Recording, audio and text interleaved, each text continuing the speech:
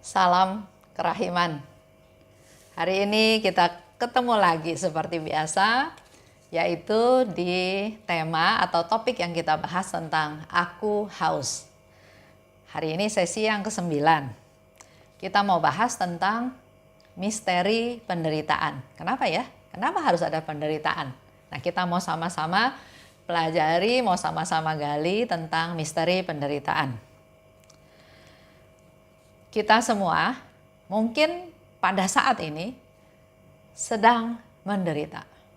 Atau juga mungkin kita pernah menderita. Mengalami suatu penderitaan. Apakah sakit penyakit, apakah kegagalan dalam usaha, dalam rumah tangga, atau dikhianati, ditipu, banyak hal yang kita alami menjadikan sesuatu yang saya menderita. Ya. Nah, dalam kehidupan kita sehari-hari juga mungkin relasi suami istri, di dalam pekerjaan, di dalam pelayanan bahkan ya, sering juga terjadi suatu penderitaan. Contoh dalam pelayanan, kita mau melayani. Dengan misalnya contoh ya, bikin kue untuk dibagikan ke teman-teman dalam persekutuan tersebut. Dia berusaha dengan segala macam yang dia mampu, dia bikin kue. Tapi pada waktu dibawa ke dalam pertemuan tersebut, ternyata kuenya enggak sebagus harapan teman-temannya. Itu masih oke. Tapi ada yang nggak coba kuenya, tapi dia berkomentar. Ada yang berkomentar, kalau nggak bisa bikin kue ya jangan bikin kue. Pelit sih, nggak mau keluar uang. Udah, sumbang aja uang biar orang lain yang lebih ahli yang bikin. Nah, niat baik tersebut diterima oleh temannya bukan sesuatu yang baik, tapi temannya salah paham. Dipikirnya dia pelit, dia mau bikin sendiri, udah gitu bikinnya jelek, nggak bagus tampilannya. Dia mengalami penderitaan, mengalami penghinaan, mengalami penolakan. Itu baru cerita dalam pelayanan. Belum dalam relasi suami istri. Mungkin si istri ingin menunjukkan cintanya pada si suami, tapi suami menerimanya bukan cinta, tapi seperti didikte. Istrinya bertanya misalnya, pulang nanti jam berapa? Kenapa tanya-tanya? Iya, karena kalau kamu pulang sebelum jam makan malam, saya mau sediain makan malam. Awalnya dia merasa istrinya memperhatikan, tapi karena istrinya bertanya terus, lama-lama dia berpikir, wah, istri saya curiga nih sama saya. Sehingga setiap malam harus pulang sebelum makan malam. Jadi niat baik dari si istri memberi perhatian, tapi bisa saja terjadi diterimanya bahkan oleh suaminya ya, yang dua menjadi satu. Bisa salah paham. Nah, hal ini mengakibatkan si istri tersebut mengalami penderitaan. Nah, pertanyaannya yang menjadi pertanyaan kita semua, sebetulnya penderitaan itu ada nilainya enggak? Penderitaan itu ada gunanya enggak? Coba kalau dia nggak bawa kue ke komunitasnya, dia nggak diomongin orang, dia nggak usah capek-capek bikin kue di rumah, dia nggak ada yang hina dia. Tapi justru dengan melakukan perbuatan baik, bukannya terima kasih, tapi yang dia terima adalah penghinaan. Nah, pertanyaan besarnya adalah,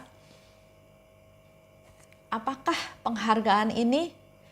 apakah penderitaan ini ada harganya? Apakah bernilai? Apakah penderitaan ini ada gunanya? Nah, mari kita lihat ya. Mari kita lihat. Mulai menyadari segala situasi yang kita hadapi ini dengan kacamata iman. Bahwa penderitaan itu punya nilai yang berharga. Penderitaan punya nilai yang berharga. Kalau mau lihat contoh yang paling gampang, lihat Yesus yang menderita. Dia menderita, dia didera, dia harus pikul salib, dia didorong, dia diludahi, segala macam. Bahkan dia dipaku tangan kakinya, dia dimahkotai duri. Yesus mengalami penderitaan. Nah, kalau lihat dari kacamata iman, maka penderitaan itu punya nilai yang berharga. Nah, kita belajar ya dari Suster Faustina. Reaksi atau respon tanggapan dari Suster Faustina terhadap penderitaan kita bisa lihat dari buku diary Faustina. Buku diary yang dia buat, yang dia catat peristiwa demi peristiwa apa yang dia alami selama dia hidup dalam biara ya. Dia mulai bercerita tentang kehidupannya, tentang penderitaannya, banyak hal yang dia ceritakan. Semuanya bisa kita gali dalam buku diary-nya ya, buku harian Suster Faustina. Di sana Suster Faustina membagikan pengalaman penderitaannya dan juga Tuhan mengajar bagaimana mengatasi penderitaan tersebut. Jadi buat Bapak Ibu yang belum punya buku ini, menurut saya lebih baik beli. Karena sering juga di Kanisius suka bilang habis ya. Bukunya tebal. Tapi kalau bicara harga, nggak ada artinya dibandingkan dengan isi dari buku diary ini. Karena dalam buku ini ya, Suster Faustina berbagi pada kita mengenai penderitaan yang dia alami, tapi juga sekaligus memberikan solusi, memberikan cara mengajar kita ya.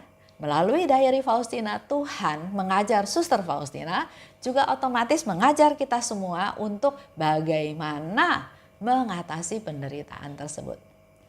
Kita semua pasti pernah menderita. Bahkan mungkin dalam masa pandemi seperti sekarang ini jauh lebih banyak orang yang sedang dalam situasi, kondisi dalam penderitaan.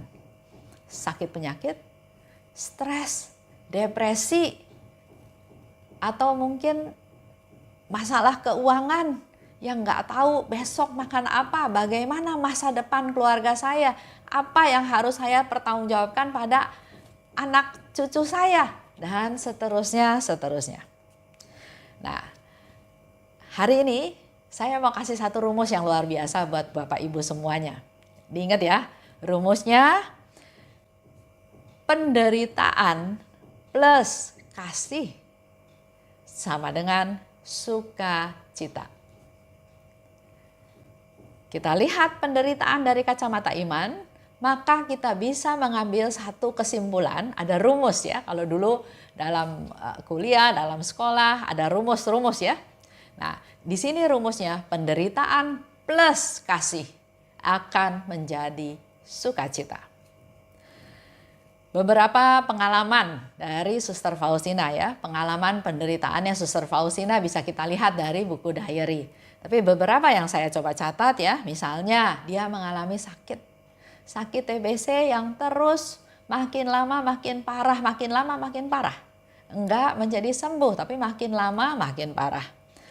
Ada rasa cemas, ada rasa sakit, ada ketakutan, ada kegelapan ya. Dia pernah bercerita juga bahwa doanya sepertinya Tuhan nggak berkenan. Semakin dia berdoa, dia merasa sepertinya Tuhan semakin nggak suka dengan dia. Ada juga dosa dan juga segala macam kesengsaraan yang dialami oleh Suster Faustina. Belum lagi hal-hal yang dia dianggap gila, dia disalahpahami yang berkali-kali, dia berbuat baik tapi kebaikannya itu dimanfaatkan oleh suster-suster dan banyak penderitaan lain. Juga ada penderitaan yaitu stigmata rohani, di mana dia merasa kan sakitnya Yesus disalib dengan segala macam lukanya, tapi secara rohani ya, nggak kasat mata. Itu stigmata rohani yang dia alami. Jadi banyak sekali penderitaan yang dialami oleh Suster Faustina. Nah, sekarang saya mau bahas lebih lanjut tentang penderitaan plus kasih sama dengan sukacita. Kita baca ya dari 303. Cinta yang besar dapat mengubah hal-hal kecil menjadi hal-hal besar. Hanya cintalah yang memberi makna pada kegiatan-kegiatan kita. Ini perlu Bapak Ibu baca diulang-ulang, jangan baca cepat-cepat ya, direnungkan.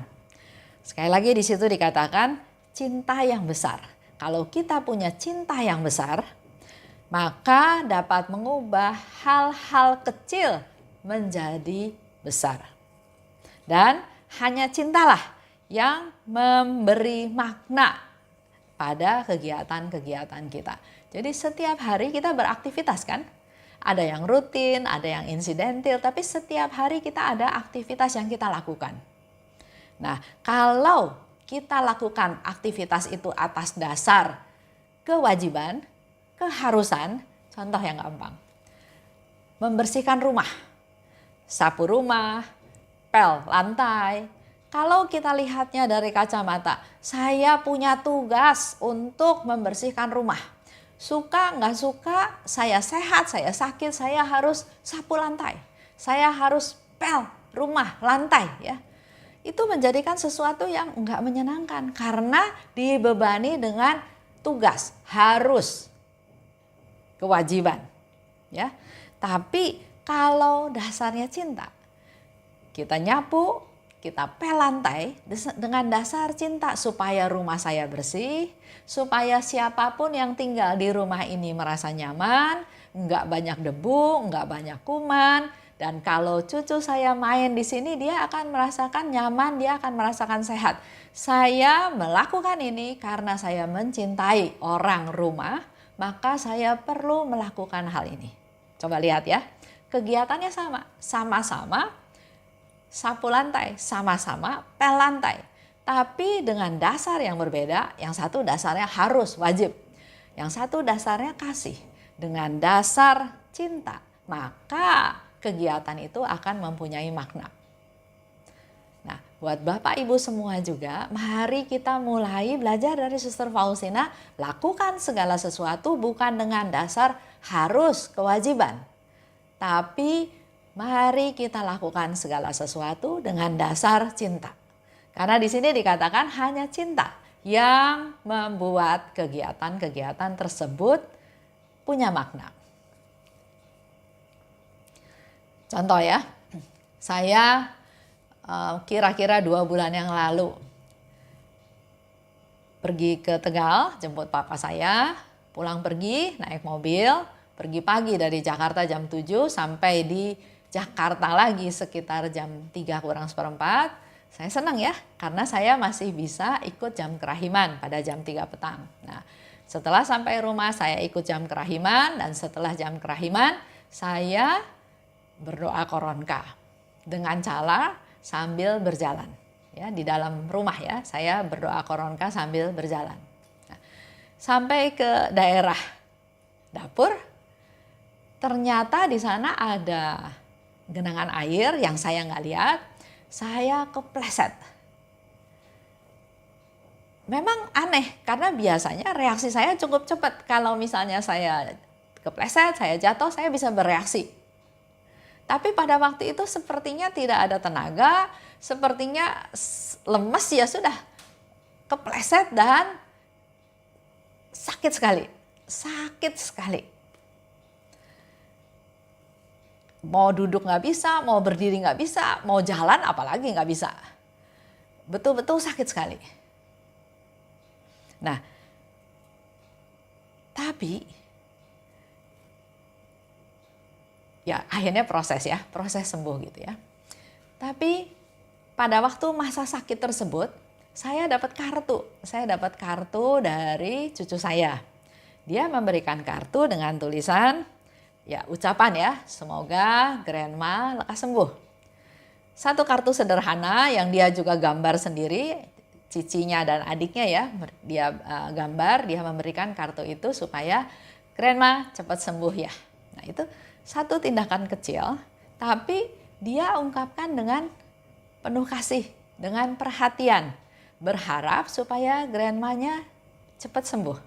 Itu sedikit cerita kalau melakukan hal kecil, hanya membuat kartu dengan gambar sendiri, tapi dengan cinta maka itu bisa menjadi sesuatu hal yang besar, menjadi satu penghiburan. Hal kecil yang mungkin mereka lihat, perhatian mereka terhadap saya, tapi menjadikan hal itu menjadi besar sebagai bukti perhatiannya, bukti cintanya pada saya. Nah, lanjut ya.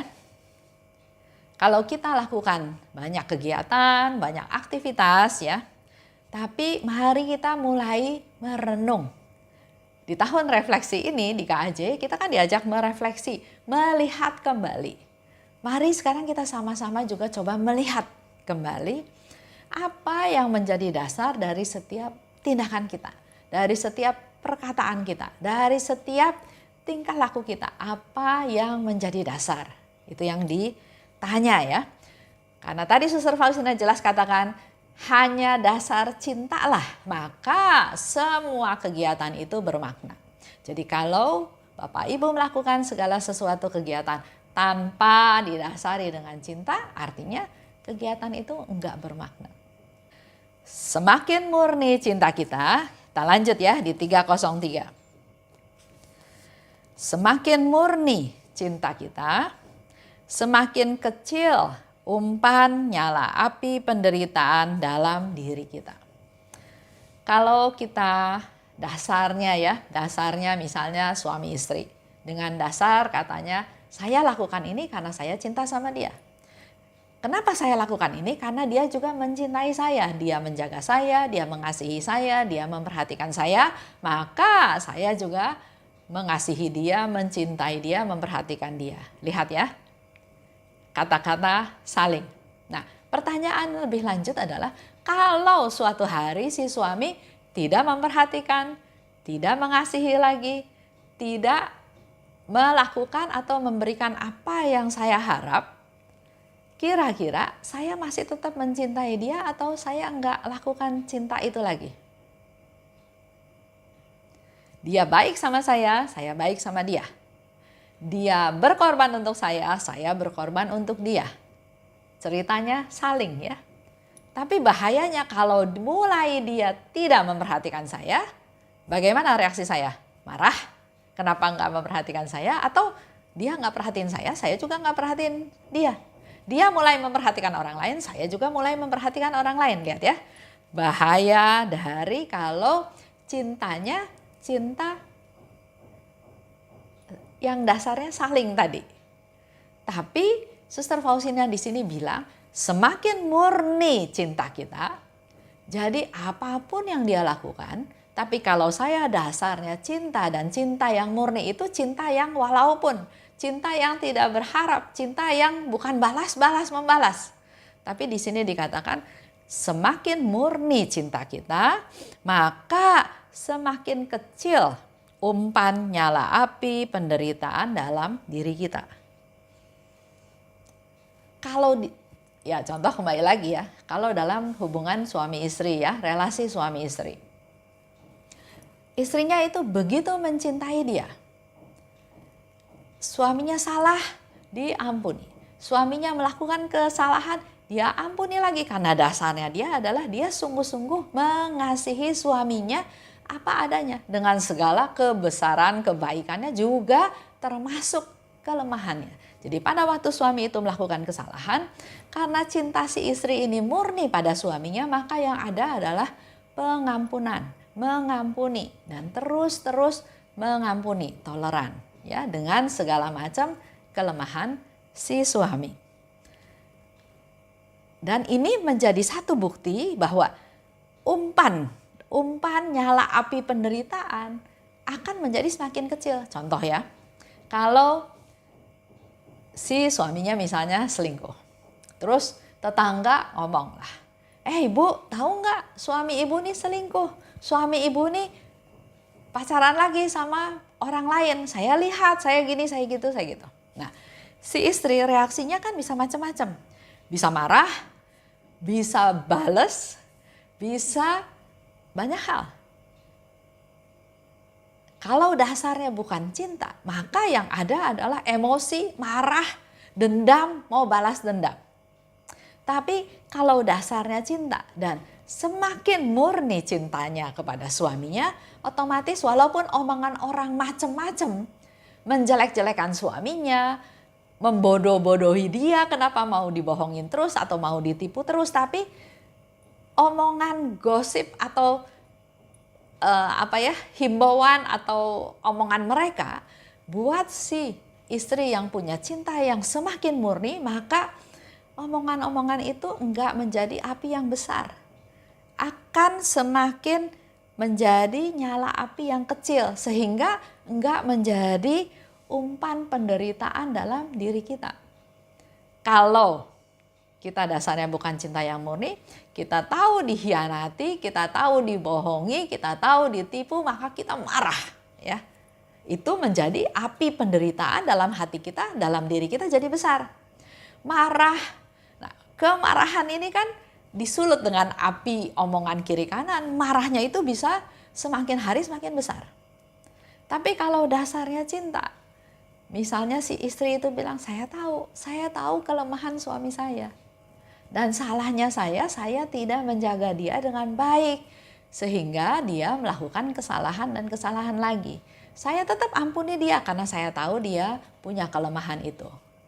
Dia mencintai suaminya apa adanya dengan segala macam kejelekannya. Jadi walaupun ada banyak omongan orang, itu tidak menjadi api besar untuk membuat dia menderita, tapi itu hanya api yang kecil yang tidak mampu membuat dia masuk dalam penderitaan. Contoh konkret misalnya ya, ada seorang ibu. Dia bilang sama saya, Esther, saya kadang-kadang suka kesel sama suami saya. Dia ada di rumah, dia nggak kerja apa-apa, tapi gayanya, Bu, saya mau minta minum. Bu, saya mau minta makan.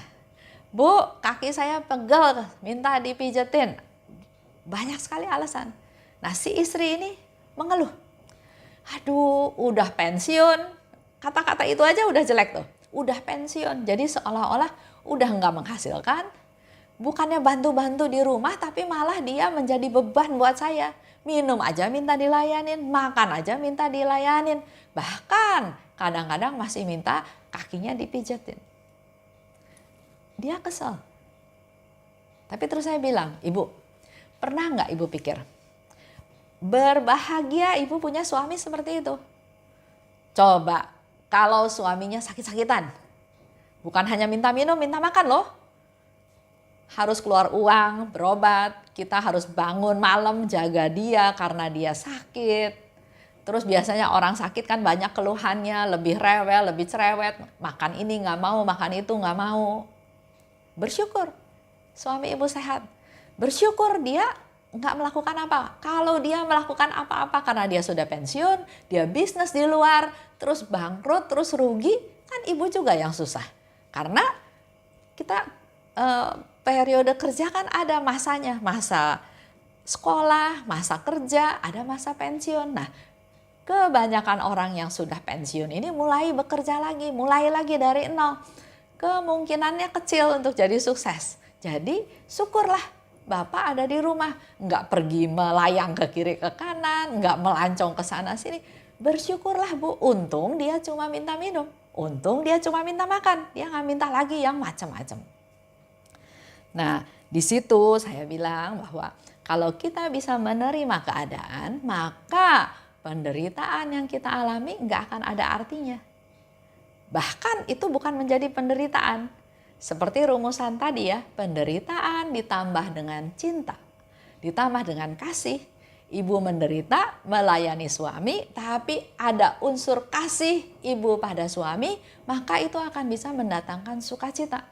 Bersyukur suami saya di rumah, bersyukur suami saya nggak macam-macam, bersyukur suami saya cuma minta yang hal-hal yang ringan, yang kecil. Kita mulai masuk ya ke dalam rumusan. Jadi penderitaan yang kita lihat sebagai satu penderitaan selalu ditambah dengan kasih. Maka itu akan menjadi sukacita. Lanjut. Berkat rahmat Allah, aku telah menerima keterbukaan hati, sehingga aku tidak pernah sedemikian bahagia seperti ketika aku menderita bagi Yesus. Buat Suster Faustina, kalau dia bisa menderita buat Yesus, dia berbahagia. Ada juga ya banyak pasangan suami istri yang begitu tulus cintanya, asal lihat suaminya bahagia, dia walaupun menderita, dia merasa bahagia. Ada satu cerita ya, dia sangat mengasihi si perempuan ini. Tapi karena suatu situasi keadaan yang terjadi, dia nggak bisa mendapatkan si perempuan ini. Karena dia punya sakit sehingga dia tidak bisa berumur panjang. Kalau dia ambil si perempuan ini sebagai istrinya, maka nggak lama istrinya akan jadi janda karena dia umurnya pendek. Oleh sebab itu demi cintanya dia pada si yang perempuan, dia rela si perempuan ini menikah dengan laki-laki lain. Yang penting buat dia bisa melihat si istri ini bahagia. Apakah dia menderita? Ya, dia menderita karena ternyata dia tidak bisa bersatu dengan si perempuan ini. Tapi penderitaan itu dia tambah dengan kasih. Dia lakukan ini dengan kasih, maka pada waktu lihat si wanita ini bahagia dengan suaminya, dia pun ikut bahagia. Lanjut ya. Seperti apa yang dikatakan oleh Suster Faustina.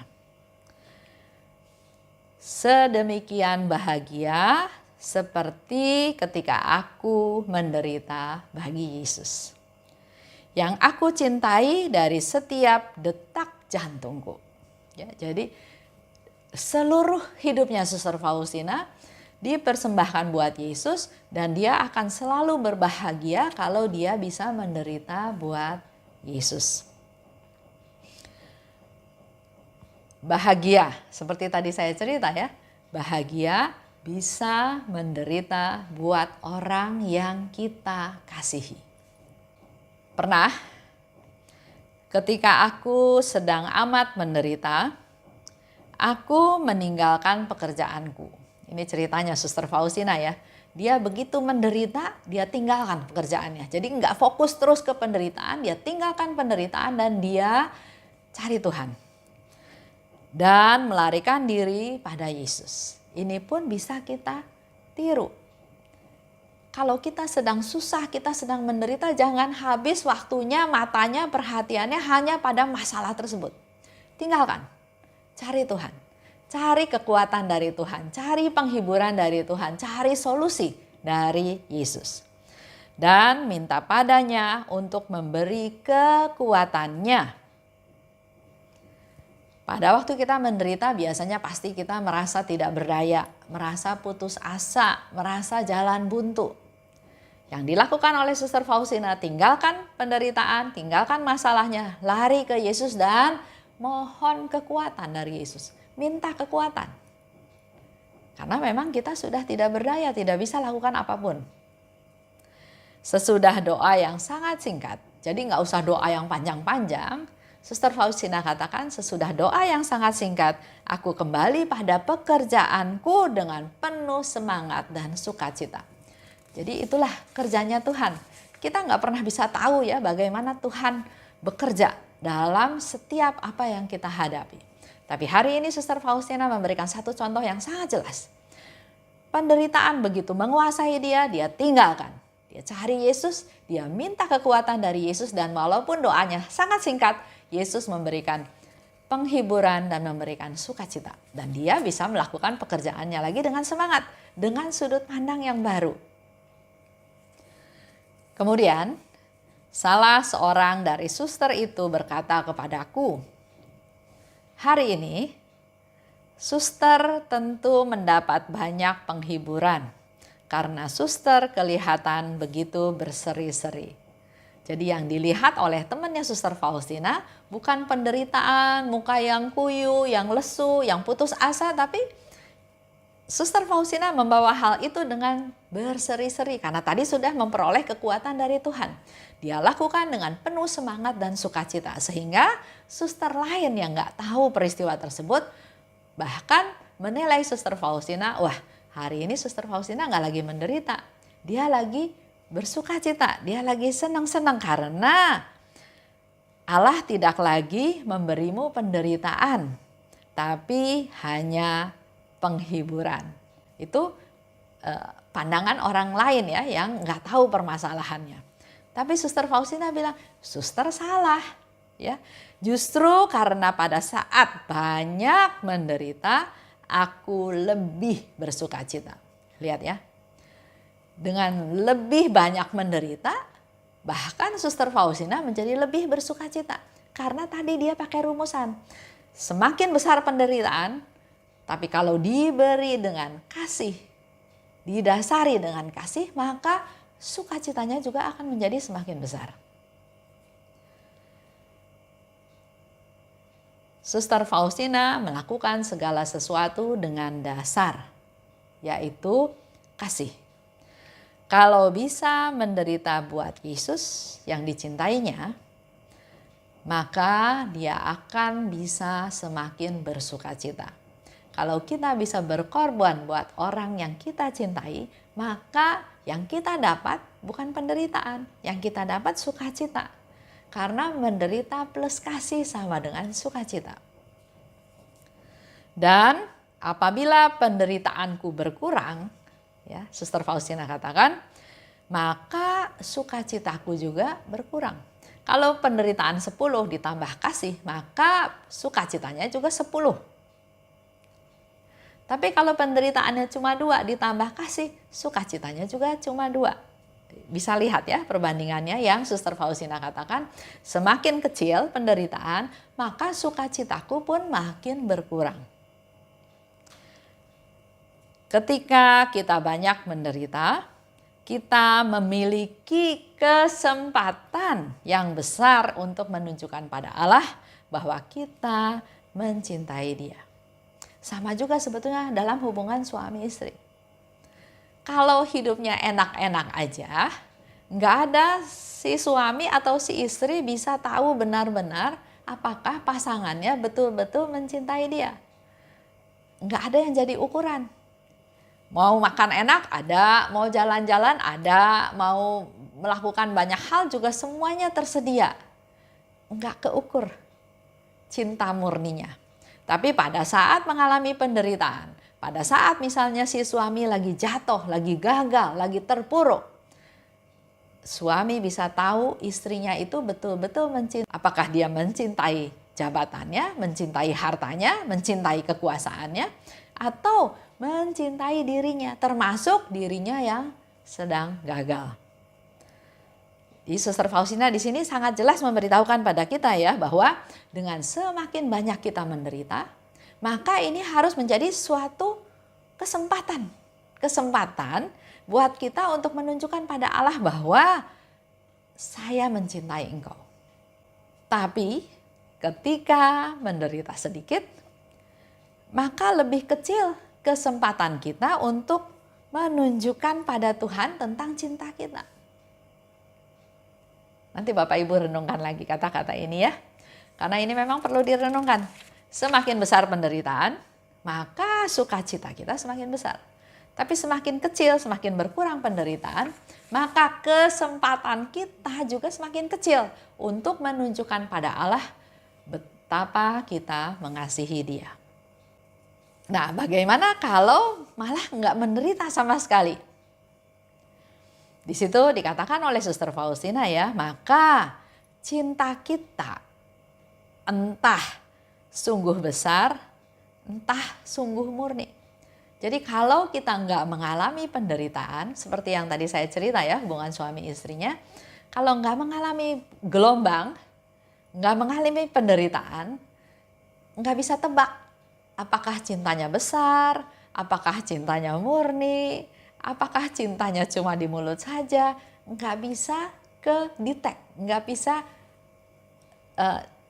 diketahui dengan benar. Dengan rahmat Allah, kita dapat memperoleh suatu tahap ya, di mana penderitaan akan menjadi kesukaan bagi kita. Karena cinta dapat mengerjakan hal-hal seperti itu di dalam jiwa yang murni. Ini yang boleh kita pegang. Walaupun dari tema keseluruhannya tentang kata-kata Yesus, aku haus. Yesus pun haus akan kita semua bisa punya cinta yang murni. Dan mari pakai cinta yang murni itu, satukan dengan penderitaan yang kita alami, maka Tuhan janji itu akan menjadi sukacita. Di sini Suster Faustina dengan jelas mengatakan dengan rahmat Allah. Jadi kita memang tetap harus bersandar pada Allah. Mengandalkan Tuhan. Datang pada Tuhan. Mohon pada Tuhan. Mohon rahmatnya. Dikatakan dengan rahmat Allah ketika kita dapat memperoleh satu tahap. Kita dapat belajar, dapat memperoleh kesempatan di mana penderitaan itu akan menjadi sukacita. Jadi melalui proses ya, penderitaan melalui suatu proses, dikasih bumbu kasih, maka akan mendatangkan sukacita.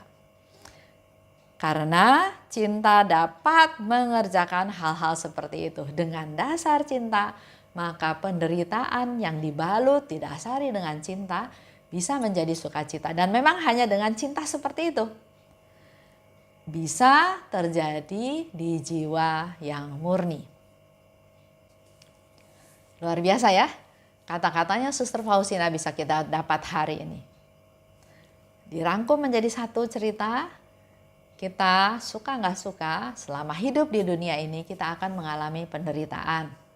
Mungkin sedang, mungkin sudah, mungkin akan. Tapi hari ini kita dapat satu rumusan dari Suster Faustina bahwa penderitaan kalau didasari dengan kasih. Dan kasih ini adalah kasih yang murni. Dan kasih yang murni hanya ada di dalam jiwa yang murni. Maka penderitaan dijadikan satu dengan kasih akan mendatangkan sukacita. Semakin besar penderitaan, semakin besar sukacita.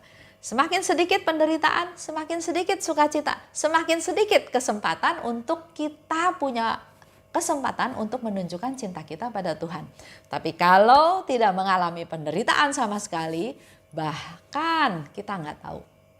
Cinta itu cinta yang besar, cinta itu cinta yang murni, atau cinta diri. Itu aja untuk hari ini. Minggu depan kita akan bahas tentang penderitaan itu suatu misteri. Penderitaan itu suatu harta karun. Penderitaan itu suatu rahmat.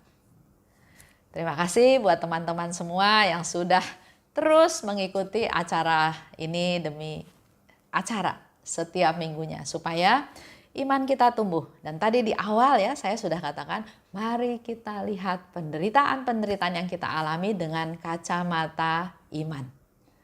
Terima kasih. Salam kerahiman.